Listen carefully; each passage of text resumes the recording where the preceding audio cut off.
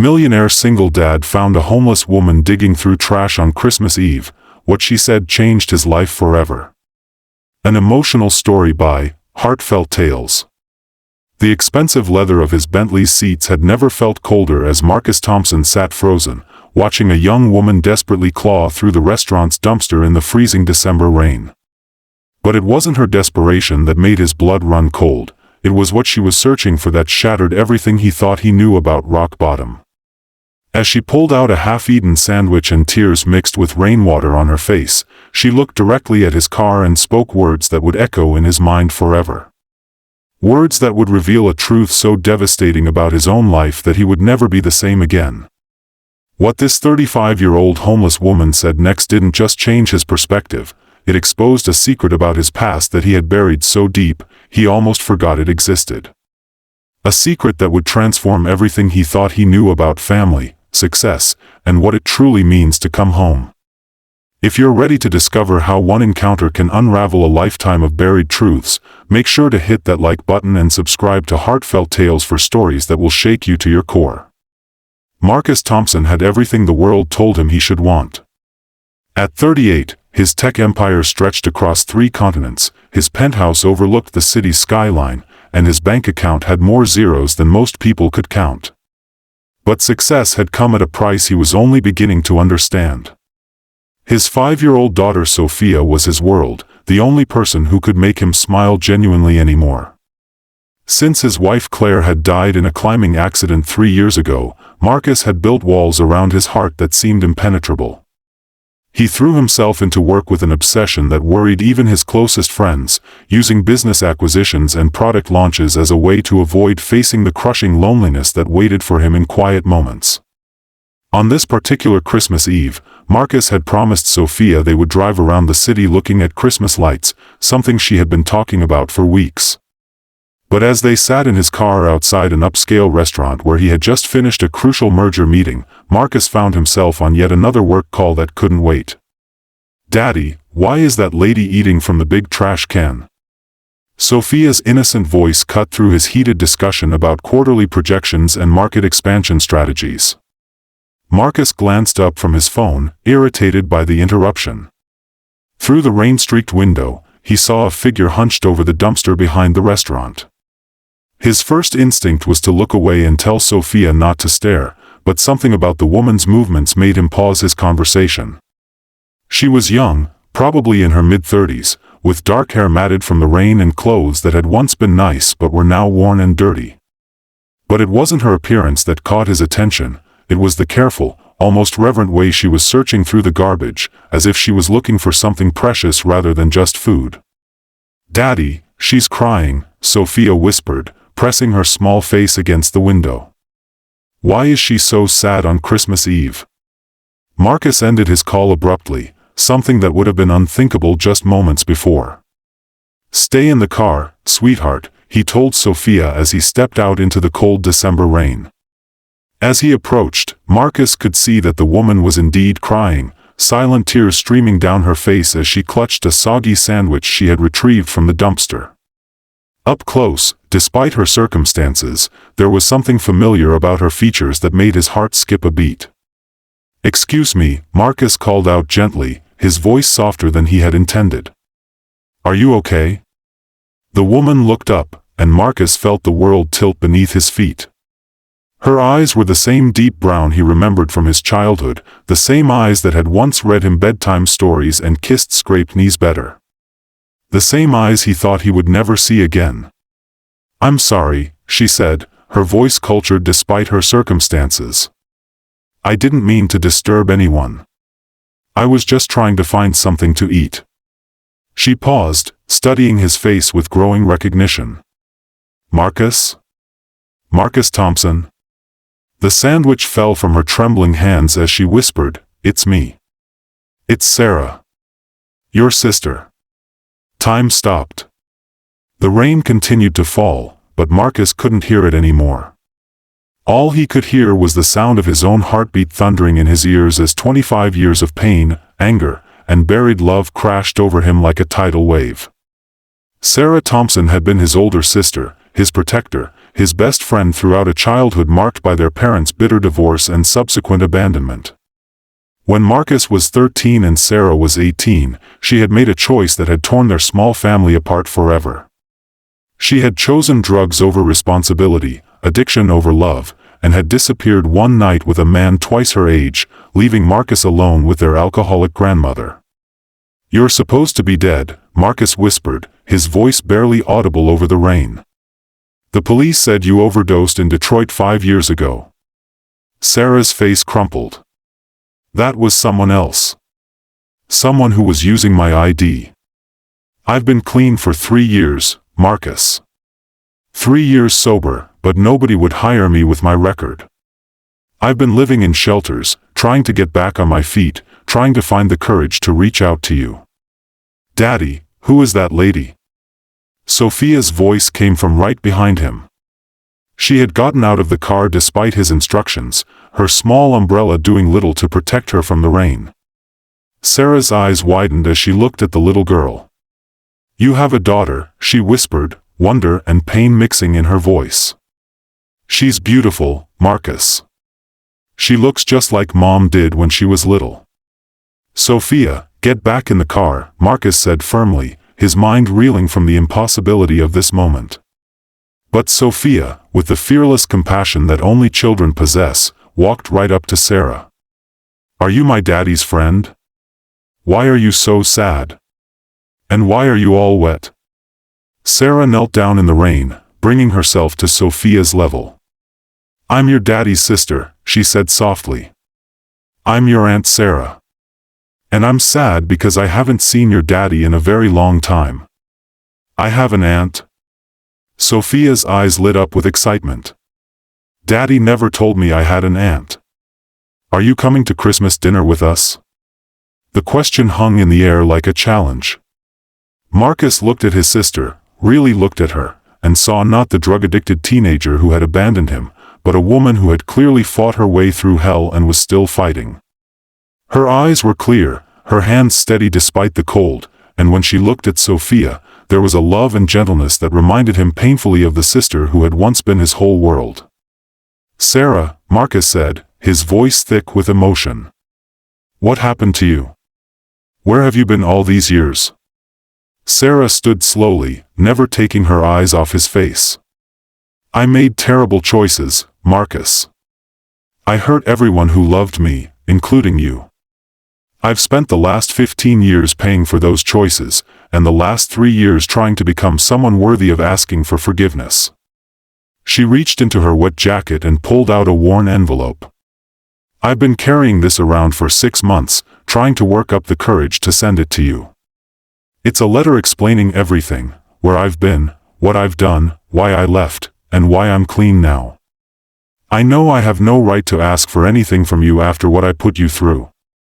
Marcus took the letter with trembling hands, but before he could open it, Sophia tugged on Sarah's wet sleeve. "Aunt Sarah, are you hungry? We were going to get hot chocolate after looking at Christmas lights. You could come with us." Sarah looked at Marcus, hope and fear warring in her expression. "I don't want to impose." "You won't impose," Marcus heard himself saying, surprising himself with the certainty in his voice. "Sophia's right. It's Christmas Eve, and you're my sister. Whatever happened before, you're still my sister." As they drove home, Sarah in the front seat wearing one of Marcus's jackets while her clothes dried, Sophia chattering excitedly in the back about having an aunt she never knew existed, Marcus found himself stealing glances at the woman his sister had become. The desperate, wild look she had carried as a teenager was gone, replaced by something harder earned but more genuine, peace. At his penthouse, while Sarah showered and changed into clothes that Claire had never worn, Marcus read her letter. It was 20 pages of raw honesty, about the abuse she had suffered from their father that Marcus had been too young to understand, about the addiction that had started as an escape and became a prison, about the years of homelessness and rehabilitation, about the slow, painful work of rebuilding a life from nothing. But it was the last paragraph that broke him completely. "Marcus, not a day has passed that I haven't thought about you. You were the best thing in my life, and walking away from you was the hardest thing I've ever done. But I was so broken, so dangerous to be around, that I thought leaving was the only way to protect you. I know now that I was wrong. I should have fought harder for us. I should have been the sister you deserved. I don't expect forgiveness, but I want you to know that every step I've taken toward healing has been motivated by the hope that someday, I might be worthy of being in your life again." When Sarah emerged from the bathroom, clean and wearing Claire's old jeans and sweater, Marcus was sitting on the couch with the letter in his hands and tears on his face. "You left to protect me," he said without looking up. "I left because I was a coward," Sarah corrected gently. "But yes, I told myself it was to protect you." "I hated you," Marcus said, finally meeting her eyes. "For years, I hated you for abandoning me. You had every right to hate me. But I also loved you," Marcus continued, his voice breaking. "Even when I hated you, I loved you. And when I thought you were dead, a part of me died too." Sophia, who had been playing quietly with her toys, suddenly looked up. "Daddy, why are you crying? Are you sad that Aunt Sarah is here?" Marcus wiped his eyes and held out his arms to his daughter. "No, sweetheart. I'm crying because I'm happy. Sometimes people cry when they're very, very happy. Like when you cry at my dance recitals?" Sophia asked seriously. "Exactly like that." Over the following days, as Sarah stayed in the guest room and slowly began to tell Marcus about her journey back from rock bottom, he began to understand how profoundly her absence had shaped him. His drive for success, his need for control, his fear of depending on anyone, it all traced back to the night she had left him. But more than that, he began to see how her return was exactly what both he and Sophia needed. Sarah had a lightness about her that Marcus had forgotten was possible, a way of finding joy in small moments that came from having lost everything and learned what actually mattered. She taught Sophia how to braid friendship bracelets the way she had once taught Marcus. She helped him remember how to laugh at silly jokes and find wonder in everyday things. She brought a warmth to the penthouse that all of Marcus's money had never been able to buy. "You know what I learned living on the streets?" Sarah said one evening as they watched Sophia play with the dollhouse Sarah had helped her organize. "I learned that home isn't a place. It's not a building or an address. Home is wherever the people who love you are willing to make space for you." Marcus looked around his expensive apartment, at Sophia giggling as she rearranged tiny furniture, at Sarah sitting cross-legged on the floor helping her, at the Christmas tree they had decorated together, and realized that for the first time since Claire died, his house felt like a home again. But Sarah's greatest gift wasn't the joy she brought to their daily lives. It was the way she helped Marcus understand his own capacity for forgiveness and grace. Watching her rebuild her life with such determination and humility taught him that people could change, that past mistakes didn't have to define future possibilities, and that sometimes the greatest strength came from admitting vulnerability. 6 months later, Marcus stood in the same alley where he had found Sarah, but this time he wasn't alone. He was there with Sarah and Sophia, delivering food and supplies to the homeless community that Sarah had introduced him to, people she had met during her own years on the streets, people who had become her family when she had no other family to turn to. "Daddy, look," Sophia said, pointing to a young man digging through the same dumpster where they had found Sarah. "Should we help him?" Marcus smiled, taking his daughter's hand. "What do you think we should do?" "Ask if he's okay," Sophia said confidently. "And tell him that sometimes families come back together, even when you think they're gone forever." As they approached the young man, Marcus reflected on how completely his life had changed. He was still successful by any material measure, but now he understood that success without connection was just elaborate loneliness. The Sarah Thompson Foundation, which he had started to help people recovering from addiction, had become his most meaningful work. But more importantly, he had learned that forgiveness wasn't about forgetting the past, it was about choosing love over resentment, hope over bitterness, and family over the safety of being alone. Sarah had been right that night in the rain. She had said that finding your way home wasn't about going back to where you came from, it was about discovering where you belonged.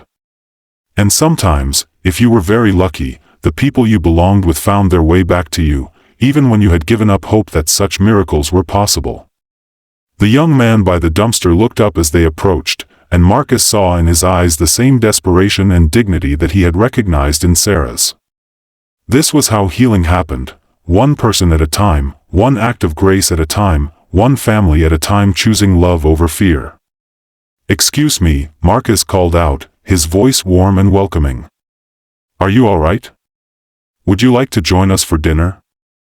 And as snow began to fall on what had become their monthly tradition of reaching out to those who had nowhere else to turn, Marcus knew that this was what Claire had meant when she used to say that love was the only thing that multiplied when you divided it.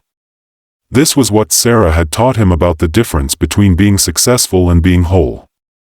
This was what Sophia had shown him about the courage it takes to welcome strangers into your heart. This was what it meant to finally understand that the greatest treasures in life weren't the ones you accumulated, they were the ones you shared, the ones you forgave, and the ones that found their way back to you when you thought they were lost forever. This powerful story reminds us that sometimes the people we've lost aren't gone forever, they're just waiting for the right moment to come home. Sarah's journey shows us that redemption is possible, that families can heal, and that love has the power to bridge even the deepest wounds. Have you ever experienced a moment when someone you thought was lost forever came back into your life? Share your story in the comments below. Your experience might be exactly what someone else needs to hear today. If this story touched your heart, please give it a thumbs up and share it with someone who believes in second chances and the power of forgiveness. Don't forget to subscribe to Heartfelt Tales and hit that notification bell so you never miss our inspiring stories about love, redemption, and the incredible resilience of the human spirit. Your support helps us continue bringing you these powerful tales that remind us that no one is ever truly beyond hope, and that home is always where love makes space for you. Thank you for being part of our community where every story matters, every heart is valued, and every person deserves a chance to come home.